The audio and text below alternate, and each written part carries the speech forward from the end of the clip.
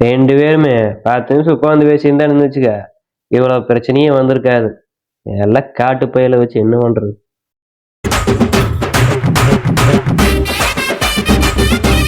என்ன மாப்பிள்ள, நம்ம அருண் ஏதோ மண்டை ஒடிஞ்சு ஹாஸ்பிட்டல் இருக்கானாம, என்னாச்சு? ஆனா அதை ஏமாமா கேக்குற? அவனுக்கு அவங்க சித்தப்பண்ணு சண்டை. அருணோட மண்டையை உடைச்சு ஹாஸ்பிட்டல்ல ஓட்டுருக்கிற அவங்க சித்தப்ப. என்ன மாப்பிள்ள சொல்ற?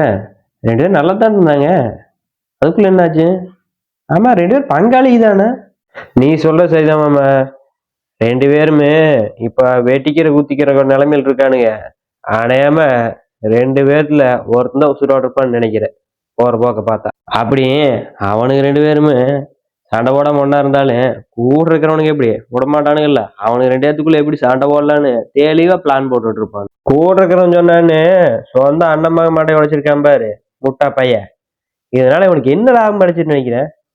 ஆனா ஆமா மாப்பிள்ள, அவன் கூட சுத்துறானுங்க பாரு, அவனுங்க இதே மாதிரி பல குடும்பத்துக்கு எடுத்திருக்கானுங்க.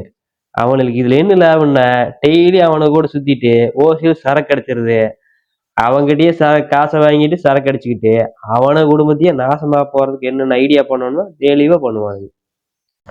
அவனுங்களை தப்பு சொல்லக்கூடாதுமாப்ல, ஊர்ல இருக்கிற ஆயத்தடி சொல்லுவேன். கேட்கற இவனுக்கு எங்க போகுது புத்தி? சொந்த அண்ணன் மாமாட்டை இப்ப உடைக்கலாமா? புத்தி வேண்டாம். இங்க இருக்கிறதுல நிறைய பேர் என்ன பண்றானுங்கன்னா, அடுத்தவங்க குடும்பத்தை எப்படி கெடுக்கலாங்கிறதுல தெளிவா பிளான் போட்டுட்டு இருக்கானு. அதுதான் அவனை ஃபுல் டைம் ஒர்க்காவே பண்றானுங்க.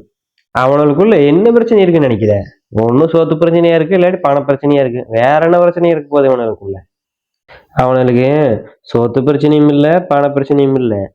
ரெண்டு பேரும் என்ன பண்ணிருக்கானுங்கன்னா, சித்தப்பன் கூட ஆகாதவனுக்கு மகன் பேசிட்டானாம. அதை பார்த்து கூட கொண்டு என்ன பண்ணிட்டான்னா, உங்க ஒண்டம் பையன் பாரு உனக்கு ஆகாத கூட சேர்ந்து பேசிட்டு இருக்கிறான்னு சொல்லி யாரப்ப இவங்கிட்ட பேசா. அவன் என்ன பண்ணிட்டான்னா, என்ன ஏதுன்னு கேட்காம காட்டு பையன் நேரா வந்து மகனை பிடிச்சி அடிச்சு போட்டேன், மடையை உடச்சு போட்டேன். இப்ப அவன் ஹாஸ்பிட்டலுக்கு இவன் போலீஸ் ஸ்டேஷன் சுத்திட்டு இருக்கிறேன். இதெல்லாம் தேவையா?